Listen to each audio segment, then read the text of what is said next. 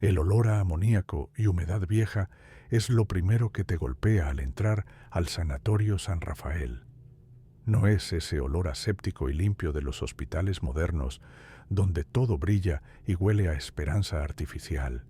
No, aquí el aire pesa, se te pega a la ropa, a la piel, y, si pasas el tiempo suficiente, sientes que se te pega al alma. Mi nombre es Elena. Tenía 24 años cuando acepté el puesto en el turno de noche. Necesitaba el dinero para pagar la maestría, y el sanatorio ofrecía un extra por nocturnidad que ningún otro hospital de la ciudad quería igualar. Ahora sé por qué. Ahora entiendo que ese dinero no era un salario, era una compensación por daños. «Bienvenida al turno de las brujas, niña», dijo Marta, la enfermera jefa, sin levantar la vista de sus papeles. Marta era una mujer que parecía tallada en granito.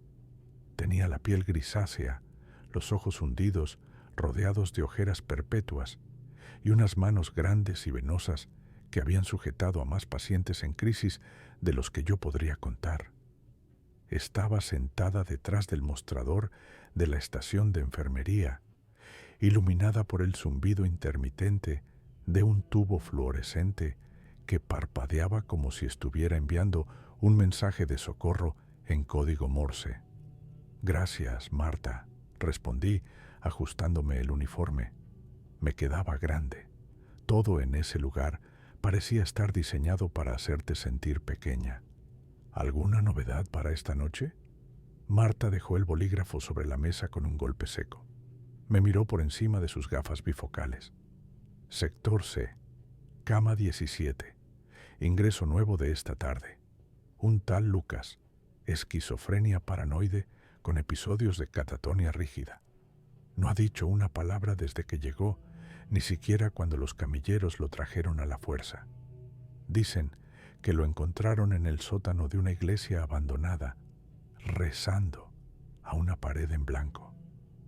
«¿Es peligroso?», pregunté, sintiendo ese frío familiar en el estómago. «Todos lo son, Elena, hasta que dejan de serlo». Marta se levantó y tomó un manojo de llaves que colgaba de su cinturón. El sonido metálico resonó en el pasillo vacío. «Vamos, te haré la ronda. Y una regla de oro. Si escuchas susurros en el pasillo y no ves a nadie, no te detengas. Sigue caminando. Es la tubería».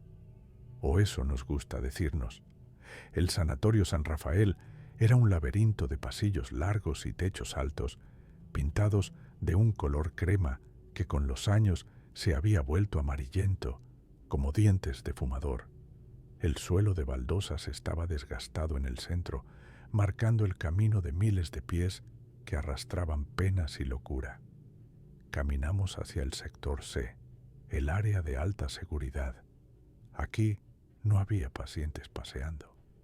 Aquí las puertas eran de acero reforzado y tenían pequeñas ventanillas de vidrio inastillable, lo suficientemente pequeñas para que no pudieran pasar la cabeza, pero lo suficientemente grandes para que nosotros pudiéramos ver el horror al otro lado.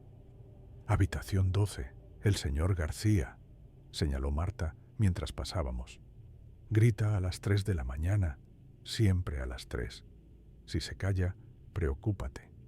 Habitación 14, María. Se arranca el pelo si no le das sus sedantes exactamente a la hora. Y aquí...». Marta se detuvo frente a la puerta 17. «Aquí está el nuevo». Me acerqué a la ventanilla. La habitación estaba en penumbra, iluminada solo por la luz de la luna que se filtraba a través de los barrotes de la ventana exterior. Allí estaba Lucas. Era un hombre joven, quizás de mi edad, pero su cuerpo parecía consumido. Estaba de pie en el centro de la habitación, completamente inmóvil. No miraba a la puerta, no miraba a la ventana, miraba hacia la esquina superior del techo, donde las sombras eran más densas. Su postura era antinatural. Tenía los brazos caídos a los costados, pero los dedos de las manos estaban extendidos y tensos, como si estuviera a punto de tocar un piano invisible. «Lleva así 4 horas», susurró Marta detrás de mí. «No se ha movido ni un milímetro, ni siquiera parpadea con frecuencia normal. ¿Le han dado algo?» «Haloperidol. Debería estar durmiendo como un bebé, pero su metabolismo es como si quemara los medicamentos antes de que lleguen al cerebro. Obsérvalo bien, Elena. Esta noche tú estás a cargo de los monitores. Si se mueve, si hace cualquier cosa, me avisas. No entres sola, nunca». Asentí sin poder apartar la vista de aquel hombre. Había algo en su rigidez que me inquietaba más que si estuviera gritando. Era una quietud depredadora. Regresamos a la estación de enfermería. La noche avanzó lenta y pesada. La lluvia comenzó a golpear los cristales, un repiqueteo constante que, mezclado con el zumbido eléctrico y los gemidos lejanos de otros pacientes, creaba una sinfonía desquiciante. Me senté frente a los monitores de seguridad. 12 pantallas en blanco y negro que mostraban las celdas del sector C. García dormía. María se mecía suavemente en su cama. Y Lucas. Lucas seguía de pie en el centro de la habitación 17. Eran las 2 de la mañana cuando vi el primer cambio. Estaba tomando un café tibio, tratando de mantener los ojos abiertos, cuando noté un movimiento en la pantalla 17. Me incliné hacia adelante. Lucas había girado la cabeza, lentamente, muy lentamente. Ahora no miraba a la esquina, miraba directamente a la cámara de seguridad. Sentí un escalofrío recorrer mi columna. La cámara era un pequeño punto negro en lo alto de la pared, difícil de ver en la oscuridad, pero él sabía exactamente dónde estaba. Sus ojos, 2 pozos oscuros en la pantalla granulada, parecían atravesar el monitor y clavarse en los míos. «Marta», llamé, con la voz un poco más aguda de lo que pretendía. Marta estaba en la sala de descanso, probablemente cerrando los ojos unos minutos. No respondió. Volví a mirar la pantalla. Lucas sonreía. No era una sonrisa humana. Era demasiado ancha, demasiado rígida. Mostraba demasiados dientes. Y entonces levantó la mano derecha y saludó. Un movimiento lento de dedos. 1, 2, 3. Luego señaló la puerta de su habitación. Mi corazón comenzó a latir con fuerza contra mis costillas. «Es solo un paciente psiquiátrico», me dije. «Quiere atención, está jugando contigo». Pero entonces hizo algo que me dejó sin aliento. Lucas se acercó a la pared lateral. Sin dejar de mirar a la cámara, sin dejar de sonreír, comenzó a golpear la pared con la frente. Thump. El sonido no llegaba hasta la estación, pero podía imaginarlo. Thump. Más fuerte. Thump. «Marta», grité esta vez, levantándome de la silla. En la pantalla, Lucas se detuvo. La sangre comenzó a brotar de su frente, una línea negra en el monitor monocromático que bajaba por su nariz y cruzaba esa sonrisa espantosa. Entonces abrió la boca y comenzó a cantar. No había audio en las cámaras, pero podía ver el movimiento rítmico de su mandíbula. No estaba gritando, estaba vocalizando. De repente, el monitor de la habitación 17 parpadeó. La imagen se distorsionó con estática. Cuando la imagen volvió, Lucas ya no estaba en el centro de la habitación. La habitación estaba vacía. Me quedé helada. Eso era imposible. La puerta estaba cerrada magnéticamente. No había forma de salir. La ventana tenía barrotes. Busqué en la pantalla, debajo de la cama, en el rincón del baño. Nada. La habitación 17 estaba completamente vacía. «¿Qué pasa?» Marta apareció a mi lado, frotándose los ojos. «Se ha ido», susurré, señalando el monitor. «Lucas, no está». Marta miró la pantalla y su expresión de cansancio se transformó instantáneamente en alerta pura. Se inclinó, tecleó algo en la consola y cambió el contraste. No puede haberse ido. El sistema no ha registrado ninguna apertura de puerta. Lo vi, Marta. Estaba ahí, golpeándose la cabeza, y luego la cámara parpadeó y desapareció. Marta agarró su manojo de llaves y una linterna pesada. «Quédate aquí. Vigila el pasillo. Voy a comprobarlo». «No», la detuve, agarrándola del brazo. «Dijiste que no fuéramos solas. Voy contigo».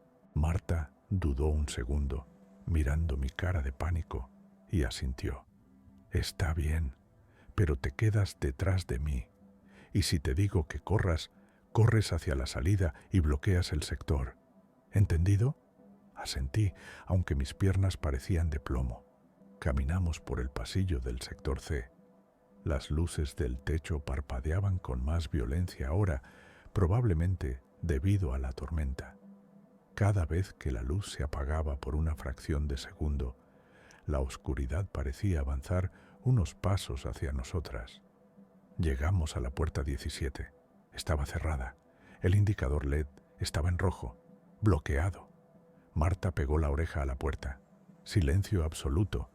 Luego deslizó la pequeña cubierta de la ventanilla. Miró hacia adentro. Se quedó inmóvil. «Marta», susurré. Ella no respondió. Su respiración se detuvo. «Marta, ¿qué ves?». Lentamente se apartó de la ventanilla y se giró hacia mí. Su rostro, antes grisáceo, ahora estaba completamente blanco, del color de la ceniza. Sus ojos reflejaban un terror que nunca había visto en un profesional de la salud. «Elena». Su voz temblaba. «No se ha ido». «¿Qué?». «Pero en el monitor. Mira, mira arriba». Me acerqué a la ventanilla con el corazón en la garganta. Miré a través del vidrio reforzado. La habitación parecía vacía al nivel del suelo. La cama estaba hecha. No había nadie en los rincones. Entonces seguí la instrucción de Marta. Alcé la vista. Ahí estaba Lucas, pero no estaba colgado, no estaba trepando. Lucas estaba pegado al techo. 4 extremidades, manos y pies, presionados contra el yeso liso del techo como una araña grotesca. Su espalda estaba arqueada hacia abajo, desafiando la gravedad de una manera que me revolvió el estómago. Su cabeza colgaba hacia atrás, completamente invertida, mirándome directamente a través de la ventanilla, boca abajo. La sangre de su frente goteaba hacia el suelo. Ploc, ploc, ploc. Y entonces, a través del grueso cristal y de la puerta de acero, escuché un sonido. Lucas estaba rascando el techo con las uñas. Pero no estaba rascando al azar, estaba escribiendo algo en el yeso. Marta me agarró del hombro y me tiró hacia atrás justo cuando las luces del pasillo estallaron con un sonido seco, dejándonos en la oscuridad total. Solo quedó la luz de emergencia, un rojo infernal que bañó el pasillo en sangre. Y desde el interior de la habitación 17, una voz clara, tranquila y sin ningún rastro de locura, dijo: «Elena, has dejado la puerta de tu casa abierta. Se me heló la sangre. Vivo sola. Y esa mañana, con las prisas, no recordaba haber echado la llave». La luz roja de emergencia bañaba el pasillo en un tono sangriento. Mi respiración se atoraba en mi garganta, un jadeo seco y doloroso. «¡Corre!», gritó Marta, tirando de mi brazo con una fuerza que me hizo daño. No necesité que me lo dijera 2 veces. El sonido de las uñas rascando el yeso dentro de la habitación 17 se había vuelto frenético, como un animal tratando de excavar a través de la tierra. Pero lo peor no era el sonido. Lo peor era la certeza de que esa cosa, ese hombre, sabía quién era yo. Corrimos hacia la estación de enfermería. Mis suelas de goma chirriaban contra el linóleo pulido. Cada sombra que proyectaban las luces de emergencia parecía moverse, estirarse para agarrarnos los tobillos. Llegamos al mostrador y Marta se lanzó sobre el botón de cierre de seguridad del pasillo. Las pesadas puertas dobles que separaban el bloque de celdas de la estación comenzaron a deslizarse. Se movían demasiado lento. Miré hacia atrás, hacia la oscuridad del pasillo del sector C. No había nadie, solo la luz roja parpadeante y el silencio repentino. El rascado había cesado. «Cierra, maldita sea, cierra», masculló Marta, golpeando el panel de control con el puño. Las puertas se sellaron con un clank metálico definitivo. El cerrojo magnético se activó. Nos quedamos ahí, jadeando, una frente a la otra. El pecho de Marta subía y bajaba con violencia. Su rostro, bañado por la luz roja, parecía una máscara de teatro trágico. «¿Cómo lo sabía?», pregunté, mi voz apenas un hilo. «Marta, ¿cómo sabía que dejé la puerta abierta? Nunca he traído mi identificación a la vista. Nadie sabe dónde vivo». Marta se pasó una mano temblorosa por el pelo gris. Intentó recuperar su compostura de jefa, pero la fachada se estaba desmoronando. «Es un truco, Elena. Es lo que hacen. Te leen. Buscan tus miedos». Probablemente vio tu cara de angustia y lanzó una frase al azar. «Dejaste la estufa encendida. Tu madre está enferma. La puerta abierta». Son frases genéricas. Aciertan 1 de cada 10 veces. «No», negué con la cabeza, sintiendo las lágrimas picar en mis ojos. No fue genérico, fue específico, y su voz no sonaba como la de un paciente medicado, sonaba lúcido. «Escúchame». Marta me agarró por los hombros y me sacudió levemente. «Si entras en pánico, perdemos. Él está encerrado. Esa puerta es acero sólido. La habitación 17 está sellada. No puede salir. Ahora, siéntate. Voy a llamar a seguridad y a mantenimiento para que arreglen las luces». Me dejé caer en la silla giratoria frente a los monitores. Mis manos temblaban tanto que tuve que entrelazarlas sobre mi regazo para que pararan. Marta descolgó el teléfono fijo de la estación. Esperé escuchar su voz autoritaria dando órdenes, pero no dijo nada. Frunció el ceño y golpeó el gancho del teléfono varias veces. «¿Marta?» «No hay línea», murmuró, mirando el auricular como si fuera un objeto extraño. «Está muerto, ni siquiera da tono». «Usa mi celular», dije, sacándolo rápidamente de mi bolsillo. La pantalla se iluminó. «Sin servicio». Levanté el teléfono hacia el techo, buscando señal. Nada. 0 barras. «No tengo señal, pero siempre tengo señal aquí». La antena está justo en el techo del edificio. Un frío nuevo, diferente al del aire acondicionado, se instaló en la habitación. Estábamos incomunicadas, en el turno de noche, con una tormenta afuera y algo que trepaba por las paredes adentro. De repente, un sonido rompió el silencio. Bip, bip, bip. Provenía de la consola de monitoreo. Me giré hacia las pantallas. La mayoría seguía mostrando estática o imágenes borrosas en blanco y negro bajo la luz infrarroja. Pero algo había cambiado en el sector C. «Marta, mira esto». En la pantalla de la habitación 12, el señor García ya no estaba durmiendo. Estaba de pie, pegado a la puerta de su celda. En la habitación 14, María también estaba de pie, pegada a la puerta. Y en la 16 y en la 18. Todos los pacientes del sector C estaban despiertos. Todos estaban de pie, inmóviles, con la cara presionada contra el pequeño vidrio de la ventanilla de sus puertas. Todos miraban hacia el pasillo. «¿Qué están mirando?», susurró Marta, acercándose a los monitores. Entonces lo vi. En la cámara que enfocaba el pasillo principal del sector C, justo en el centro del corredor, había alguien. No era un enfermero, no era un guardia, era Lucas. «¡Imposible!», gritó Marta. La puerta estaba cerrada. Lo vimos. El indicador estaba en rojo. Lucas estaba de pie en medio del pasillo, dándole la espalda a la cámara. Llevaba la bata de hospital, pero estaba manchada de algo oscuro en la espalda. Caminaba despacio, muy despacio. Arrastraba los pies descalzos. ¿A dónde va?, pregunté, hipnotizada por el horror. Se dirigía hacia el final del pasillo, hacia las puertas dobles que acabábamos de sellar, hacia nosotras. Marta, viene hacia aquí. Las puertas están selladas, Elena. No puede pasar. Necesita una tarjeta de acceso o... Lucas se detuvo frente a la cámara que estaba sobre las puertas dobles. Lentamente levantó la cabeza.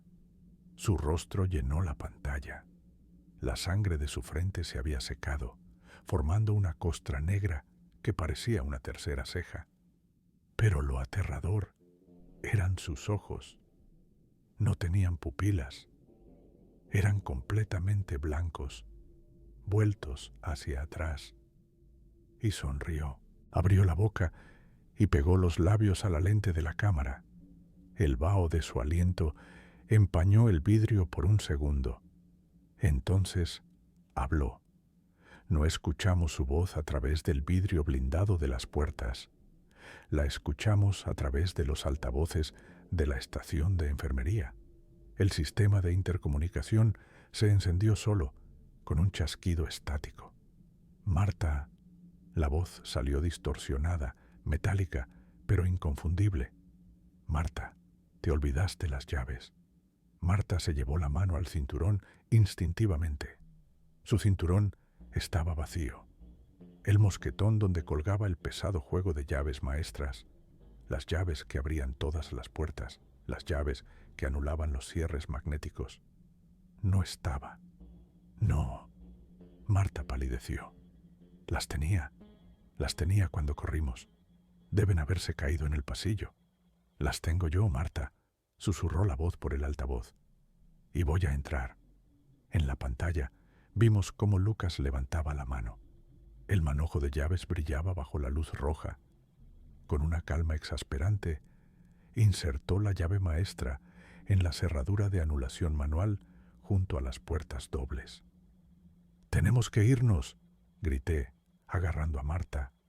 «Tenemos que salir de aquí». «La salida de emergencia», reaccionó Marta, saliendo de su estupor.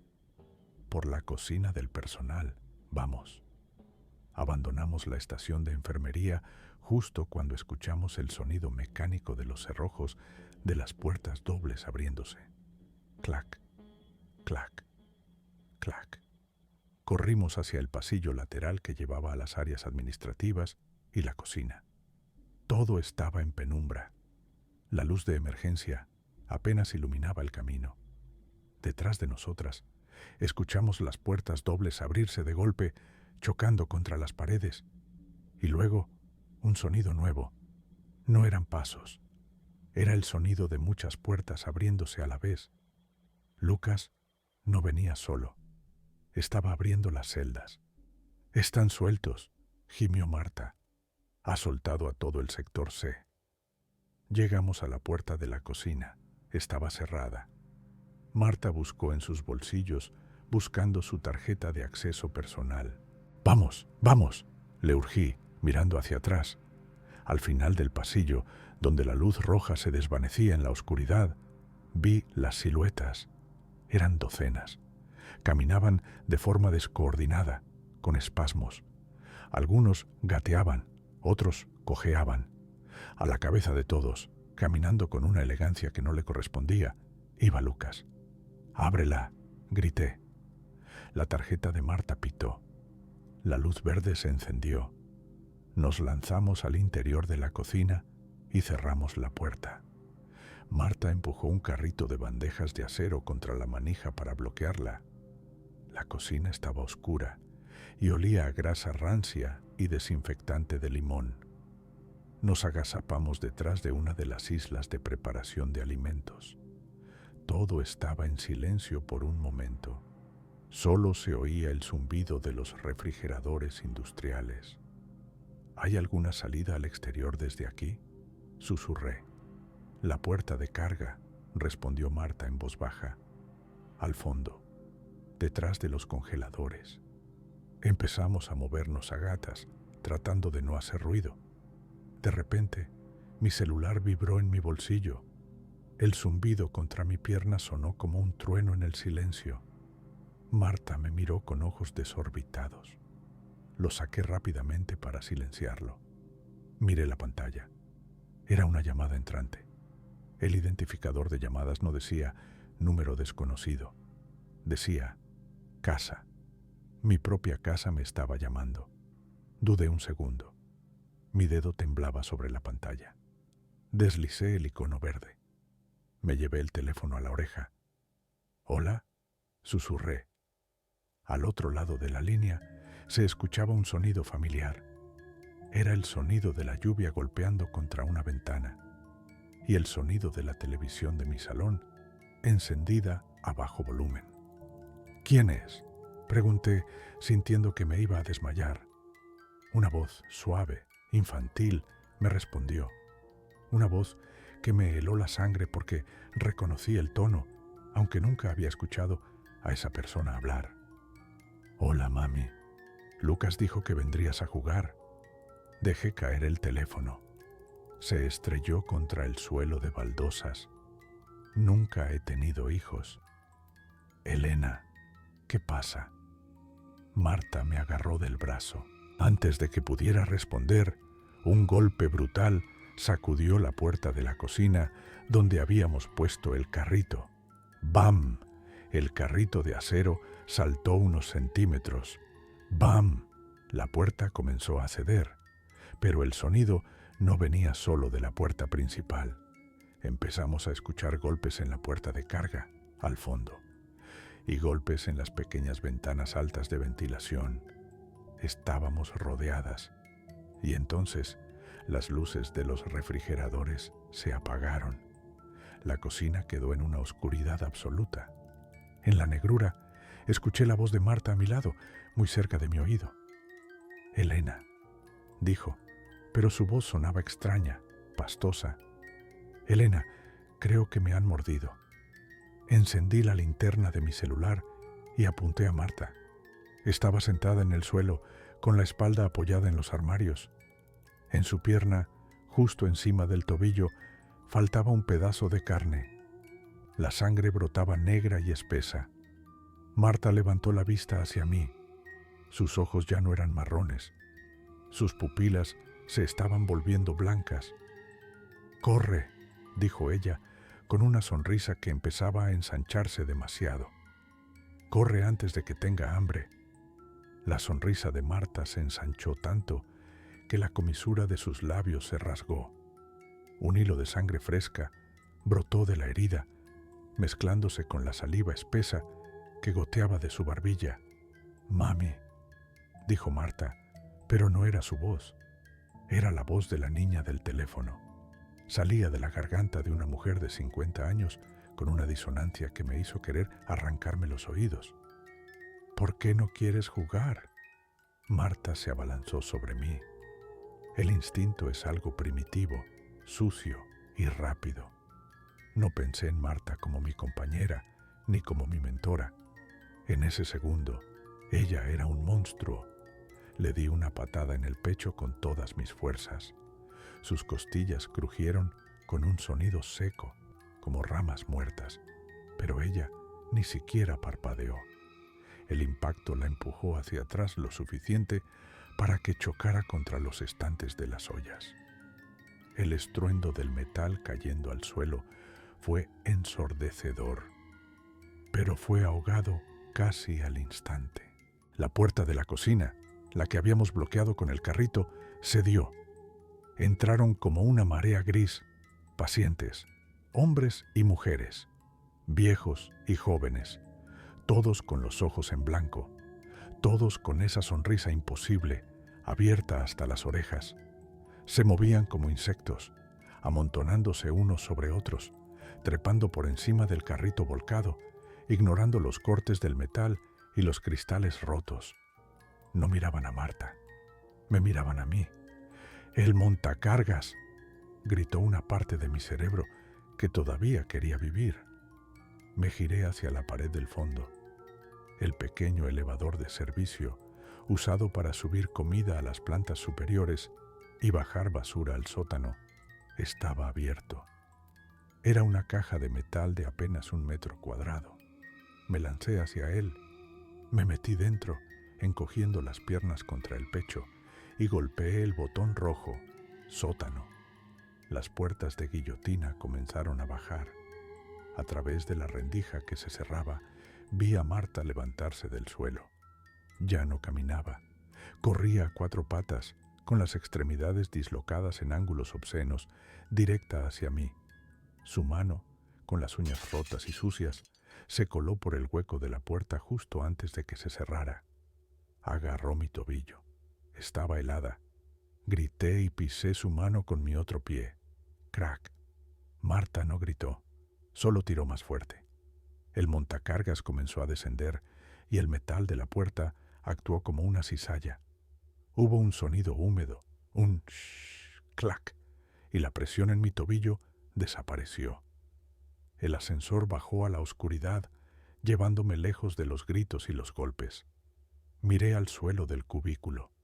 La mano de Marta seguía agarrada a mi tobillo, cercenada a la altura de la muñeca. Los dedos todavía se movían, apretando y soltando mi piel, como si tuvieran memoria propia.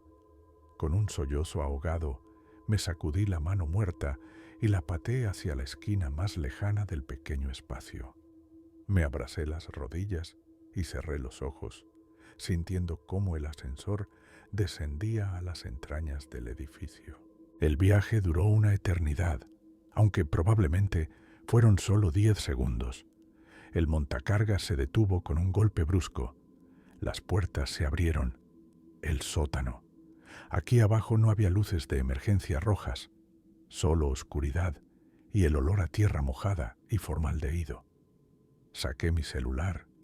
La pantalla estaba rajada por la caída anterior, pero la linterna aún funcionaba. El haz de luz cortó las tinieblas, iluminando un pasillo largo de cemento desnudo, lleno de tuberías que goteaban agua condensada. Estaba en el nivel de mantenimiento y morgue. Tenía que encontrar la salida de carga, la rampa que usaban los camiones fúnebres. Esa puerta daba directamente a la calle trasera. Si lograba llegar allí, podría correr, podría buscar ayuda. Comencé a caminar. Mis pasos resonaban demasiado en el silencio opresivo. Chap, chap, chap. Había agua en el suelo. La tormenta debía haber inundado parte del subsuelo. Pasé por delante de la sala de calderas. El rugido de las máquinas parecía el respiro de una bestia dormida. Seguí avanzando. La morgue estaba a la izquierda. La salida, al final del pasillo. De repente, mi linterna parpadeó. Me detuve, golpeando el teléfono contra mi mano. No, ahora no. La luz se estabilizó. Y entonces lo vi. En el suelo, a unos 10 metros delante de mí, había algo escrito. No estaba escrito con pintura, estaba escrito con ropa, uniformes de enfermeros, batas de médicos, ropa de calle.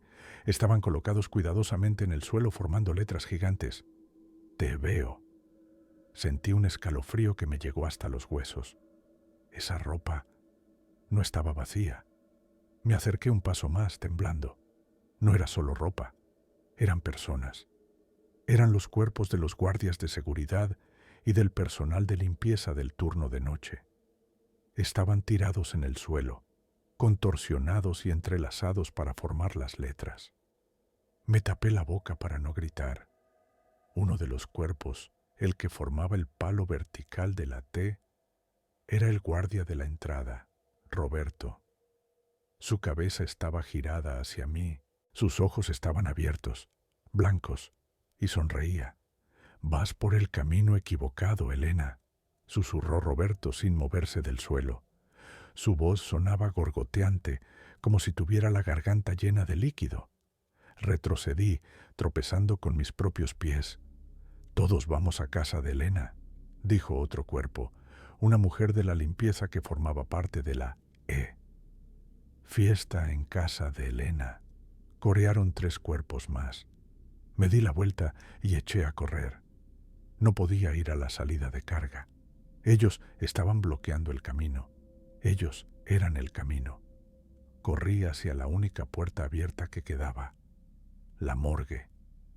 Entré y cerré la pesada puerta de acero detrás de mí, echando el cerrojo. Me apoyé contra la puerta, deslizándome hasta el suelo, tratando de recuperar el aliento. El aire allí dentro estaba helado. La sala estaba llena de camillas de metal vacías y una pared de cajones refrigerados para los cadáveres. Silencio. Por fin, silencio. Me levanté y busqué algo con que defenderme. Bisturís, tijeras, lo que fuera. Encontré una bandeja de instrumental sobre una mesa de autopsias. Agarré un bisturí de mango largo. Me sentí ridícula.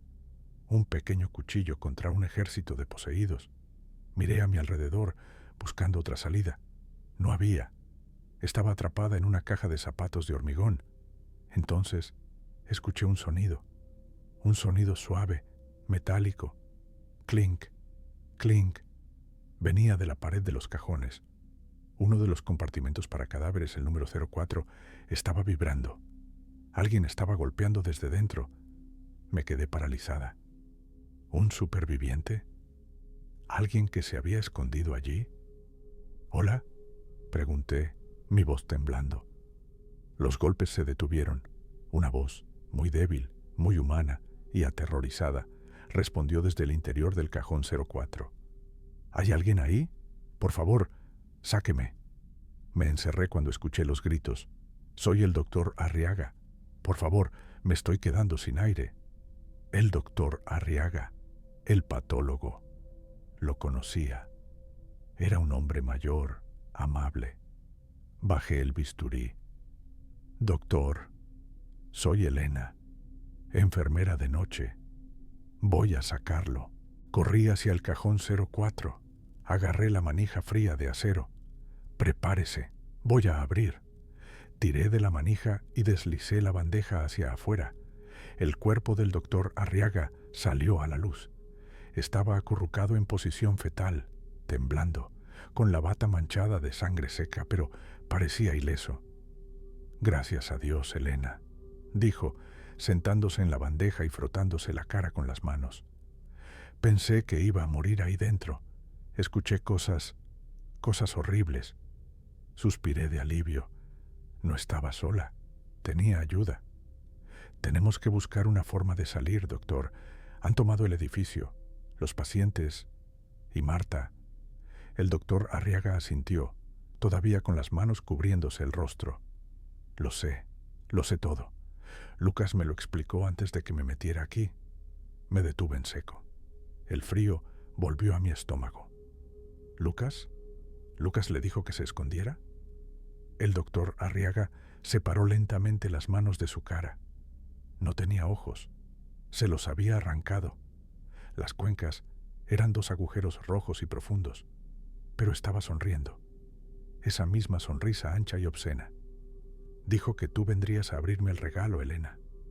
En sus manos, que antes cubrían su rostro, sostenía algo. No era un arma.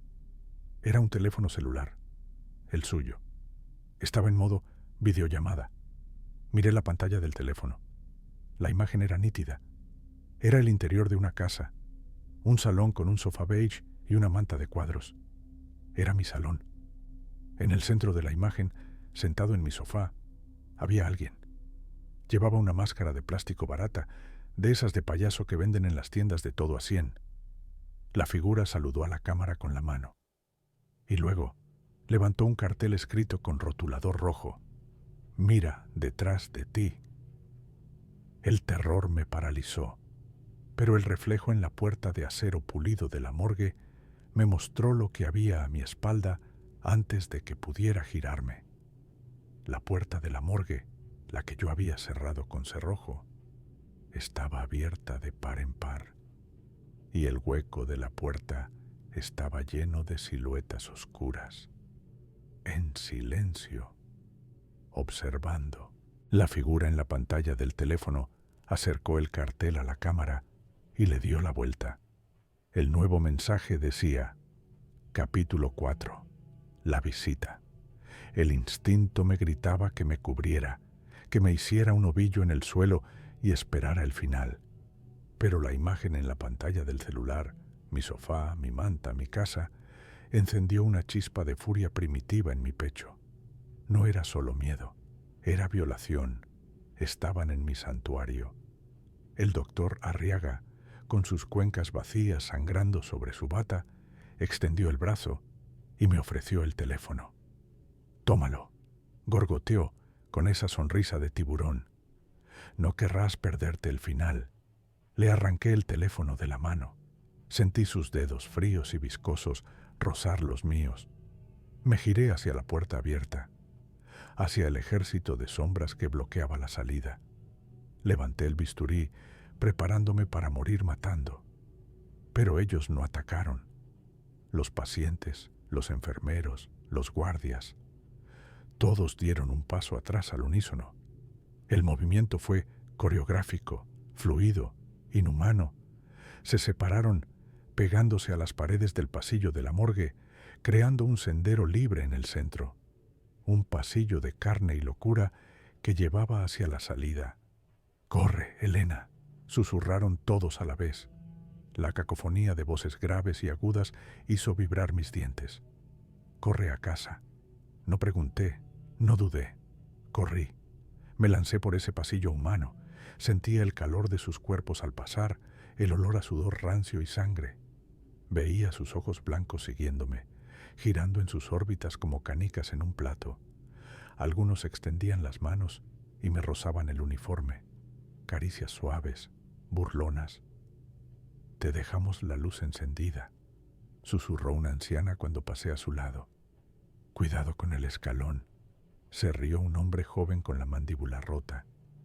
Llegué a la puerta de carga. La empujé con el hombro, desesperada. El aire frío de la noche me golpeó la cara. La lluvia caía a cántaros, lavando el olor a muerte de mi nariz, pero no el miedo. Estaba fuera. El estacionamiento de empleados estaba desierto bajo la tormenta. Mi coche, un viejo sedán gris, estaba donde lo había dejado, bajo la única farola que aún funcionaba. Corrí hacia él, resbalando en el asfalto mojado. Saqué las llaves. Mis manos temblaban tanto que se me cayeron al suelo. «¡Maldita sea!», grité, cayendo de rodillas para buscarlas en un charco de agua negra. Las encontré. Abrí la puerta. Me tiré al asiento del conductor y cerré los seguros. El silencio dentro del coche fue ensordecedor. Solo se oía mi respiración entrecortada y la lluvia martilleando el techo. Arranqué el motor. El coche rugió a la vida. Encendí los faros y grité. Delante del coche, iluminados por los faros, estaban todos. Marta, Lucas, el doctor Arriaga, el guardia Roberto y docenas de pacientes. Estaban parados en fila, bloqueando la salida del estacionamiento. Bajo la lluvia torrencial, empapados, con la ropa pegada al cuerpo, todos sonreían. Todos levantaron la mano derecha y dijeron adiós. Y luego se apartaron. Me dejaron pasar. Pisé el acelerador a fondo. Las ruedas chirriaron y el coche salió disparado hacia la carretera principal. No miré por el retrovisor. Sabía que si miraba, vería algo que me haría estrellarme. Conducir era una pesadilla. El limpiaparabrisas no daba abasto con la lluvia. La carretera estaba oscura y vacía. Coloqué el celular del doctor Arriaga en el soporte del tablero. No podía dejar de mirarlo. En la pantalla, la videollamada continuaba. La figura con la máscara de payaso ya no estaba en el sofá. La cámara se movía. Quien sostenía el teléfono, o lo que fuera que estuviera transmitiendo, estaba caminando por mi casa. Reconocí el pasillo, los cuadros de mis vacaciones en la pared, la alfombra que mi madre me regaló. «No entres ahí», supliqué en voz alta al teléfono, mientras tomaba una curva demasiado rápido. La figura se detuvo frente a una puerta cerrada. La puerta de mi habitación. La mano enguantada de la figura giró el pomo. La puerta se abrió. Mi habitación estaba a oscuras. La figura entró. La cámara enfocó mi cama. Estaba perfectamente hecha. La figura se acercó a la mesita de noche. Enfocó el portarretratos que tengo allí. Una foto mía de cuando tenía 5 años. La mano enguantada tomó el marco y lo lanzó contra la pared. El vidrio estalló. «¡Te voy a matar!», grité al teléfono, golpeando el volante. «¡Sal de mi casa!». En la pantalla, la figura se giró lentamente hacia la cámara, como si me hubiera escuchado a través de la conexión. Se llevó un dedo a la máscara, sobre los labios pintados. «Shh». Luego, la cámara bajó. Enfocó algo que estaba sobre mi cama, algo que no debería estar ahí. Era un vestido blanco, antiguo, de encaje. Parecía un vestido de novia, pero estaba manchado de tierra y moho. La figura acarició el vestido. Faltaban 2 kilómetros para llegar a mi casa. El motor del coche gemía por el esfuerzo. Mi mente era un torbellino. ¿Por qué me dejaban ir? ¿Por qué querían que llegara? Porque el miedo sabe mejor cuando tienes esperanza, pensé. Quieren que crea que puedo salvar mi hogar.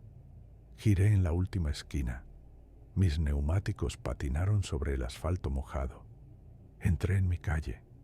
Era un barrio residencial tranquilo, casas bajas, jardines cuidados. Todo estaba oscuro. Las farolas de la calle estaban apagadas. Todas las casas estaban a oscuras, menos una, la mía. Mi casa brillaba como un faro en medio del océano negro. Todas las luces estaban encendidas: la cocina, el salón, las habitaciones, el baño, incluso la luz del porche. Parecía que se estaba celebrando una fiesta. Frené en seco frente a la entrada. El coche se detuvo derrapando. Me quedé mirando a través del parabrisas empapado. La puerta principal de mi casa estaba abierta de par en par, tal y como Lucas había dicho en la primera frase. «Elena, has dejado la puerta de tu casa abierta». No había nadie en el porche. No se veía movimiento en las ventanas, solo esa luz excesiva, eléctrica, vibrante. Agarré el bisturí que había traído de la morgue. Lo apreté tan fuerte que el metal se me clavó en la palma. Miré el celular en el tablero una última vez. La transmisión se había cortado. La pantalla estaba en negro. Pero entonces llegó un mensaje de texto al teléfono del doctor Arriaga. Un solo mensaje: «No tardes. El invitado de honor siempre llega el último». Salí del coche. La lluvia me empapó al instante, fría como el hielo. El viento aullaba entre los árboles del jardín. Caminé hacia la entrada. Mis piernas parecían no ser mías. Cada paso era una batalla contra el terror, que me decía que diera media vuelta y huyera hasta que se acabara la gasolina. Pero no podía. Era mi casa, era mi vida, y la rabia era lo único que me mantenía en pie. Subí los 3 escalones del porche, crucé el umbral. El silencio dentro de la casa era absoluto. No se oía la lluvia, no se oía el viento. El aire estaba caliente y olía a incienso. Un olor dulce, empalagoso, de iglesia vieja. «¿Hola?», llamé. Mi voz sonó pequeña, ridícula. Di un paso hacia el salón y entonces las luces de toda la casa parpadearon una vez y se apagaron. Quedé en la oscuridad total. Escuché el sonido de la puerta principal cerrándose de golpe a mis espaldas y el sonido del cerrojo girando. Clac. Estaba dentro y no estaba sola. Al fondo del pasillo, una sola vela se encendió. Su llama iluminó un rostro que flotaba en la oscuridad.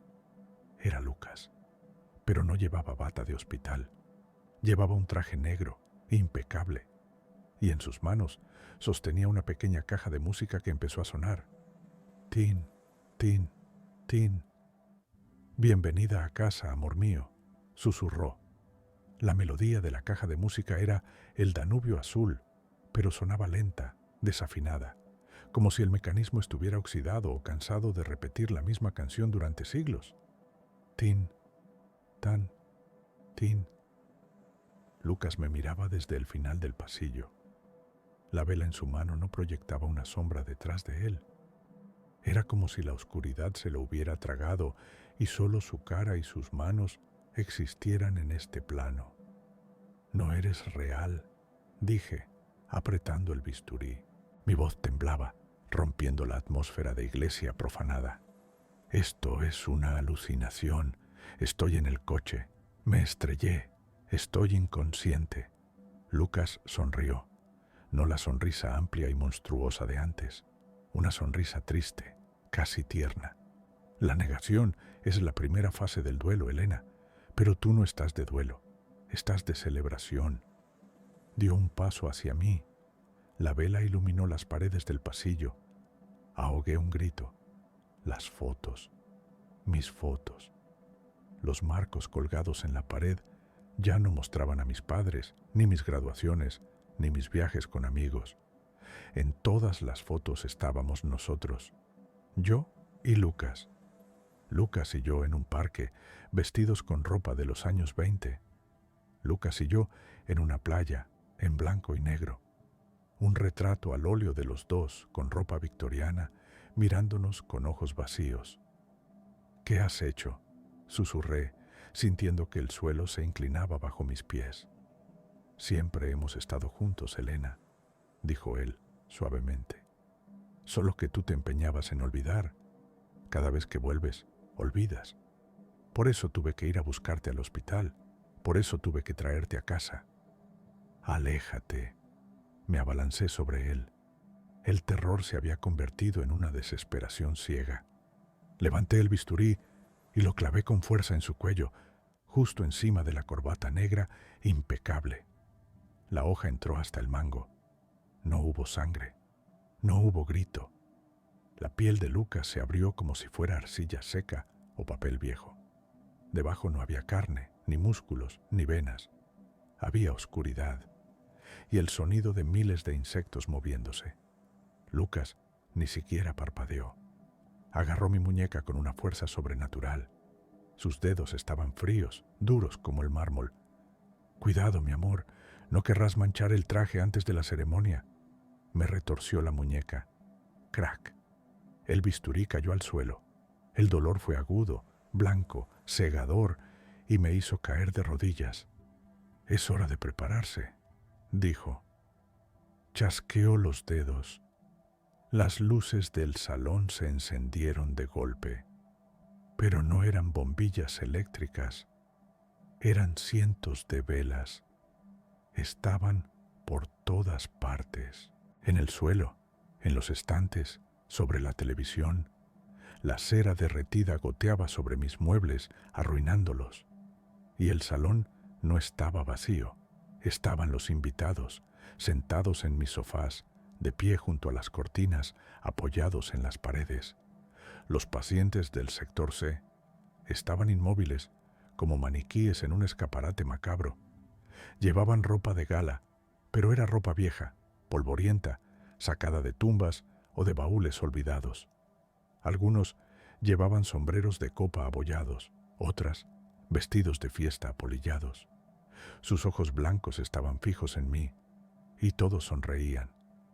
En el centro del salón, donde debería estar mi mesa de café, había un altar improvisado. Estaba hecho con los libros de mi estantería, apilados de forma caótica, cubiertos con el mantel de mi cocina. Encima del altar descansaba el vestido de encaje blanco que había visto en la videollamada. «Marta», llamó Lucas. Marta salió de la cocina. Caminaba con dificultad, arrastrando la pierna donde le faltaba el trozo de carne. Su uniforme de enfermera estaba hecho jirones, pero llevaba un collar de perlas falsas alrededor del cuello, apretado sobre la piel grisácea. En sus manos traía un velo. «Estás preciosa, Elena», dijo Marta. Su voz sonaba húmeda, llena de flema y sangre. «Siempre fuiste la favorita del turno de noche». «Por favor», sollocé, acurrucándome en el suelo, sujetando mi muñeca rota. «¿Qué queréis de mí? ¿Por qué yo?» Lucas se agachó frente a mí. Me acarició la mejilla. Su tacto era como lija fina. «Porque tú tienes la puerta abierta, Elena, no la de tu casa, la de tu mente. Tienes esa grieta por donde entra el frío, la soledad, la tristeza. Nosotros solo llenamos el espacio. Somos los inquilinos que siempre has querido, aunque no lo sepas». Me agarró del brazo y me levantó como si fuera una muñeca de trapo. Marta se acercó con el velo. «No, no». Intenté resistirme, pero mis piernas no me obedecían. Era como si mi cuerpo ya no fuera mío, como si las órdenes de mi cerebro se perdieran en el camino hacia mis músculos. Marta me colocó el velo sobre la cabeza. El mundo se volvió borroso y blanco a través de la tela de encaje. Olía a naftalina y a flores muertas. «La música, por favor», ordenó Lucas. Alguien, en algún rincón oscuro, empezó a tocar un violín. Era una melodía chirriante, dolorosa, que imitaba vagamente una marcha nupcial. Lucas me tomó de la cintura. «El vestido te lo pondremos después.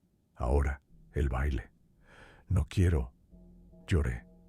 «Nadie quiere al principio. Pero luego, la eternidad es larga, Elena. Aprenderás a amarnos». Me obligó a dar un paso, luego otro. Empezamos a girar, un vals grotesco en el centro de mi propio salón, rodeada de cadáveres vivientes que aplaudían lentamente. Clap, clap, clap. El sonido de sus palmas era seco, como huesos golpeando contra madera. Giramos más rápido. La habitación empezó a desdibujarse. Las velas se convirtieron en líneas de fuego.